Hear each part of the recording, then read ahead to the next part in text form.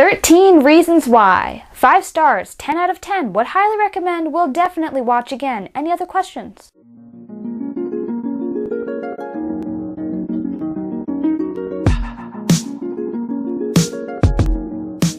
Possibly some minor spoilers ahead. Originally, I wasn't going to watch 13 Reasons Why. It didn't seem like my kind of show, and I wasn't sure what to make of the trailer. Then I decided to give the first episode a try.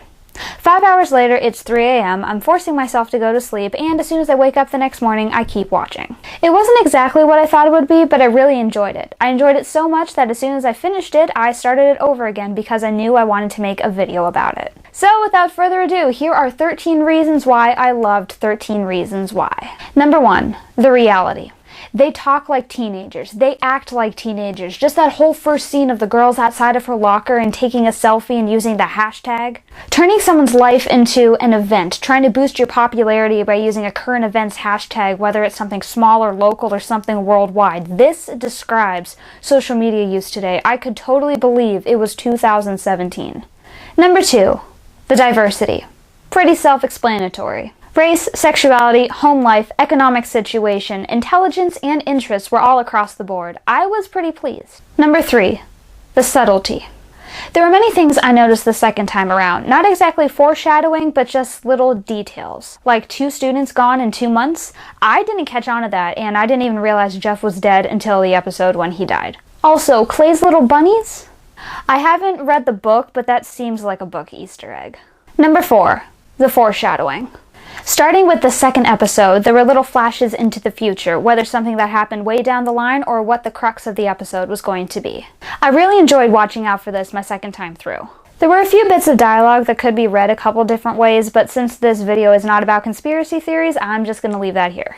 Number 5. The non-subtlety. They were not subtle about the things that mattered, like the rape scenes or the suicide scene. Even some of Hannah's dialogue, like her line, "You can't be held responsible for the things that happen to you while you're unconscious." This show is not just entertainment. It's a conversation and a real look into what is really wrong with this world. Number 6. Jeff. Jeff Atkins deserved better. Second time through, I really appreciated Jeff. He and Clay had an odd little friendship, but it was a good one. I was devastated when I finally figured out he died. No wonder Clay's so messed up. He didn't just lose one friend, he lost 2. Also, how's this for subtlety? Jeff doesn't drink at the winter formal. Number 7, the cinematography. I don't just watch shows for the details in the stories. I've also been paying attention to the execution of shots and editing. I enjoyed the shaky handheld camera for some scenes. I also like the scenes where Clay is standing still, but everyone else around him is moving, and you can really feel how isolated he feels. There's also a big contrast I picked up early on, how the scenes in the past are full of warm light, while the scenes in the present have all these darker filters and seem so cool and gray in contrast. Another thing I noticed was how early on they had Clay crash his bike and get a cut on his head. This, I saw, was an easy way for viewers to differentiate where they were in the timeline. There were actually some scenes that I couldn't figure out when they were until I saw Clay. Number 8. The gray characters. Yes, Bryce is an irredeemable scumbag, but everyone else was pretty gray in terms of how I felt about them. I'm only going to talk about 2 here, Sherry and Justin. I really liked Sherry. I remember thinking, good for you, Clay, trying to get over Hannah. She seems like such a nice girl. And then you find out what she did. Granted, she does turn herself in later, but why didn't she call in the first place? Then there's Justin. Obviously, you start out hating him because all we have to go on are what's on Hannah's tapes. But then we see more into his awful home life and how bad Bryce is to him and how alone he feels. Yes, he did bad things, and there are no excuses for them, but there are more sides to stories.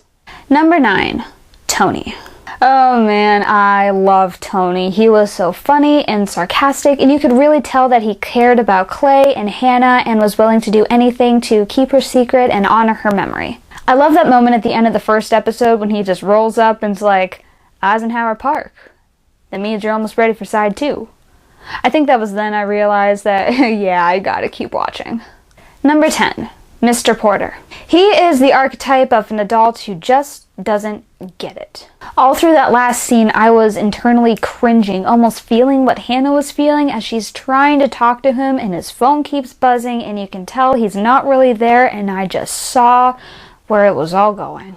About halfway through, I was starting to suspect that he was involved. On my second time through, I noticed Hannah said that Mrs. Antilli leaving was one of the worst things to happen, and I guess I should have suspected him a lot sooner.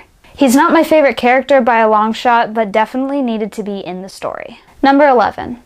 Clay. Had to keep him at 11, right? There were so many little details about his character that I loved, and it was really easy for me to get sucked in with him as my guide. He's a pretty good kid, and he honestly reminds me of myself a lot. Never dreaming of turning in a project late, being socially awkward, and really opening up to only a few people. Also, watching Lord of the Rings on repeat? Can I date him? I really want to read the book now just to get a little more perspective on his character. Number 12. The storytelling. I love whenever storytelling on shows is different than a usual format. Netflix was the perfect platform for this story, with 13 hours of plot and basically 2 stories going on at the same time. I enjoyed the continuous use of flashbacks and how Hannah was integral to the story. Originally, I thought it would just be her voice and Clay listening to the tapes. I also liked the bits of altered reality. I really wanted more of Clay hallucinating. A lot of the early ones before they explained what was going on really got me. Like when Clay supposedly gave Mrs. Baker the tapes, or when Tony was playing the tapes over the PA system, I was just like, no way. No way. And it made me enjoy the show so much more. Number 13.